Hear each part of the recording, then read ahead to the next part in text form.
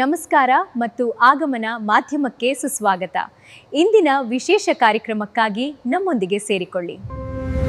ನಾಗಮಂಗಲ. ಕೆಲವು ಜನರ ಮನಸ್ಥಿತಿಯಿಂದ ಶ್ರೀ ಸೌಮ್ಯಕೇಶವ ಸ್ವಾಮಿ ಉದ್ಯಾನವನದ ಗಿಡಗಳನ್ನು ಕಿತ್ತು ಹಾಕಿದ್ದಾರೆ. ಸಮಾಜ ಸೇವಕ ಮದನಹಳ್ಳಿ ಸಂಪತ್ಕುಮಾರ್. ವರದಿ BH ರವಿ, ಬೆಟ್ಟದ ಮಲ್ಲೇನಹಳ್ಳಿ.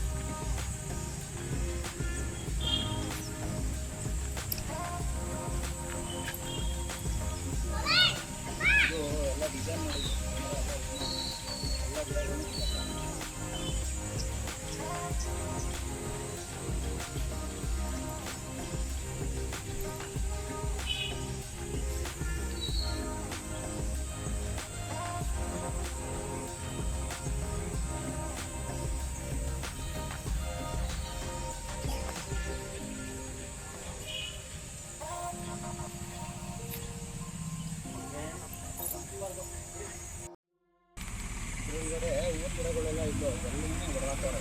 ರಾತ್ರಿ ಮಾಡಿರೋ ಕೆಲಸ ಇದು ನಾಮಂಗಲ ಪುರಸಭಾ ವ್ಯಾಪ್ತಿಯಲ್ಲಿ ಕೇಶವಸ್ವಾಮಿ ಸೌಮ್ಯಕೇಶವ ದೇವಸ್ಥಾನದ ಮುಂಭಾಗ ಒಂದು ಉದ್ಯಾನವನ ಮಾಡಿದ್ರು. ಪುರಸಭೆ ವತಿಯಿಂದ ಅದನ್ನು ಎಲ್ಲ ಥರದ ಗಿಡಗಳು, ಹೂವಿನ ಗಿಡಗಳು, ಹಣ್ಣಿನ ಗಿಡಗಳೆಲ್ಲ ನೆಟ್ಟಿ ಇದನ್ನು ಭಾಳ ಚೆನ್ನಾಗಿ ಅಚ್ಚುಕಟ್ಟಾಗಿ ಮಾಡ್ತಾಯಿದ್ರು. ರಾತ್ರಿ ಯಾರ ಕಿಡಿಗೇಡಿಗಳು ಈ ಅಭಿವೃದ್ಧಿ ಕೆಲಸನ ಸಹಿಸದೇ ಇರೋ ಕುಚೇಷ್ಟೇ ಮನಸ್ಸನ್ನು ಹೊಂದಿರೋ ವ್ಯಕ್ತಿಗಳು ಈ ಥರ ಪಾರ್ಕೆಲ್ಲನೇ ನಿಲ್ಲಿಸಿ ಹಾಳು ಮಾಡಿದ್ದಾರೆ.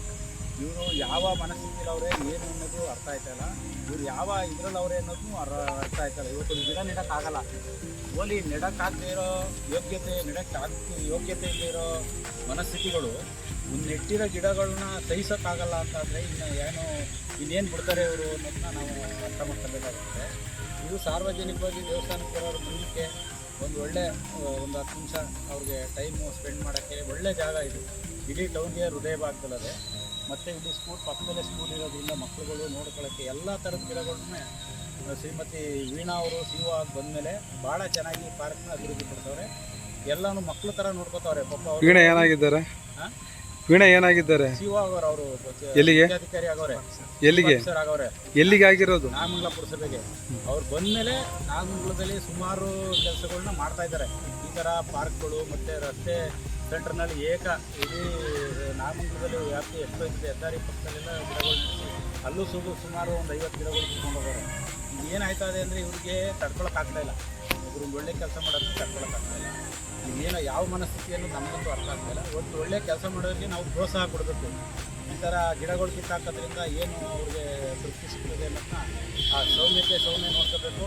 ಆ ದೇವರೇ ಇವ್ರಿಗೆ ಸರಿಯಾದ ಪಾಠ ಕಲಿಸ್ಬೇಕು. ಎಷ್ಟು ಗಂಟೆ ಮಾಡಿರೋದು ಈ ಸೌಮ್ಯಕೇಶವ ದೇವಸ್ಥಾನ? ಟೈಮಿಂಗ್ಸ್ ಗೊತ್ತಿಲ್ಲ. ಬೆಳಿಗ್ಗೆ ಪಾಪ ಅವರು ಬಂದಾಗ ನೋಡಿದಾಗ ಈ ಥರ ಡೈಲಿ ಅವರು ಮಕ್ಳುಗಳು ಬರ್ತಾರೆ, ಬಂದಿದ್ದೆಲ್ಲ ಕ್ಲೀನ್ ಮಾಡಿ ಅವರು ಗಿಡಗಳನ್ನ ನೋಡ್ಕೊಳ್ಳೋಕೆ ಬರ್ತಾರೆ. ಅವರೊಂದು ಮಹಿಳಾ ಸಂಘ ಇದೆ. ಅವರು ಪಾಪ ಅವರು 5 ಗಂಟೆ ರಾತ್ರಿಗೆ ಬಂದು ಹಿಂಗಿರಲಿಲ್ಲ, ಇದು ಪಾಳು ಬಿದ್ದು ಕೂತಿತ್ತು. ಅದನ್ನು ಅಭಿವೃದ್ಧಿಪಡಿಸಿ ಮಾಡೋರು ಪಾಪ. ಅವ್ರಿಗೆ ನಾವು ಪ್ರೋತ್ಸಾಹ ಕೊಡಬೇಕೇ ಹೊರತು ಈ ಥರ ಎಲ್ಲ ಮಾಡಬಾರ್ದು. ಇದು ಅದರಲ್ಲೂ ನಮ್ಮ ಇತಿಹಾಸ ಪ್ರಸಿದ್ಧ ಸೌಮ್ಯಕೇಶ್ವರ ದೇವಸ್ಥಾನ ಮುಂಭಾಗ ಮಾಡೋರೆ ಅಂದರೆ ಅವ್ರ ಮನಸ್ಥಿತಿ ಯಾವ ರೀತಿ ಇದೆ ಅನ್ನೋದನ್ನ ಆ ದೇವರೇ ನೋಡಬೇಕು, ಆ ದೇವರೇ ಅವ್ರಿಗೆ ಶಿಕ್ಷೆ ಕೊಡಿಸ್ಬೇಕು ಅಂತ ನಾನು ಕೇಳ್ತೀನಿ. ಈಗ ನಿಮ್ಮ ಅನಿಸಿಕೆ ಪ್ರಕಾರ ಏನು ಮಾಡ್ಬೇಕು ಮುಂದಕ್ಕೆ? ಇದಕ್ಕೆ ಸ್ವಲ್ಪ ಕ್ಯಾಮ್ರಾ CC ಕ್ಯಾಮ್ರಾ ಹಾಕಬೇಕು. CC ಕ್ಯಾಮ್ರಾ ಹಾಕಿ ಇದನ್ನು ಸ್ವಲ್ಪ ಇನ್ನೂ ಇದು ಮಾಡಬೇಕು. ಆಮೇಲೆ ಸಾರ್ವಜನಿಕರು ಇದ್ರ ಬಗ್ಗೆ ಹೆಚ್ಚಿನ ಗಮನ ಹರಿಸ್ಬೇಕು. ಏನು ಯಾರು ಮನೆಗೆ ಮಾಡ್ಕೋತಾ ಇಲ್ಲ, ಇದು ಸಾರ್ವಜನಿಕರದ್ದು ಆಸ್ತಿ. ಸಾರ್ವಜನಿಕರು ಇದಕ್ಕೆ ಕೈ ಜೋಡಿಸ್ಬೇಕು. ಯಾರೇ ಕಿಡಿಗೇಡಿಗಳಾದರೂ ಅವ್ನು ಎಂಥ ಮನಸ್ಥಿತಿ ಆದರೂ ಅವನು ಹಿಡಿದು ನ್ಯಾಯ ಇದಕ್ಕೆ ಒಪ್ಪಿಸ್ಬೇಕು. ಅವ್ನು ಯಾರಾಗಲಿ, ಯಾವ ಪಾರ್ಟಿ ಪಕ್ಷ ಯಾರಾಗಲಿ, ಇದು ಹುಚ್ಚು ಮಾಡೋ ಕೆಲಸ ಅಂತೂ ಅಲ್ಲ. ಚೆನ್ನಾಗಿರೋದೇ ಹುಚ್ಚು ಬಂದು ಮಾಡಿರೋದು, ಚೆನ್ನಾಗಿರೋರಿಗೆ ಹುಚ್ಚಿಡ್ದು ಮಾಡಿರೋದು ಕೆಲಸ ಇದು. ಮಾನಸಿಕ ಅಸ್ವಸ್ಥ ಅಂದರೆ ಅಲ್ಲೆಲ್ಲ ಇದ್ರ ಹೊಡ್ಬಿಟ್ಟು ಎಲ್ಲ ಹೋಗ್ತಾರೆ. ಇವರು ಮಾನಸಿಕವಾಗಿ ಚೆನ್ನಾಗಿರೋರು ಹುಚ್ಚರು ಕೆಲಸ ಮಾಡಿದ್ದಾರೆ. ನಿಮ್ಮ ಹೆಸರು? ನನ್ನ ಹೆಸರು ಸಂಪತ್ ಕುಮಾರ್ ಅಂದ್ಬಿಟ್ಟು, ನಾನು 18ನೇ ವಾರ್ಡ್. ವಿಡಿಯೋನ ಲೈಕ್ ಮಾಡಿ, ಚಾನಲ್ನ ಸಬ್ಸ್ಕ್ರೈಬ್ ಮಾಡಿ, ಬೆಲ್ ಬಟನ್ನ ಒತ್ತಿ. ಫೇಸ್ಬುಕ್ಕು, ಇನ್ಸ್ಟಾಗ್ರಾಮು, ಟ್ವಿಟ್ಟರ್ನಲ್ಲಿ ಫಾಲೋ ಮಾಡಿ, ಶೇರ್ ಮಾಡಿ, ಕಮೆಂಟ್ ಮಾಡಿ. ಧನ್ಯವಾದಗಳು.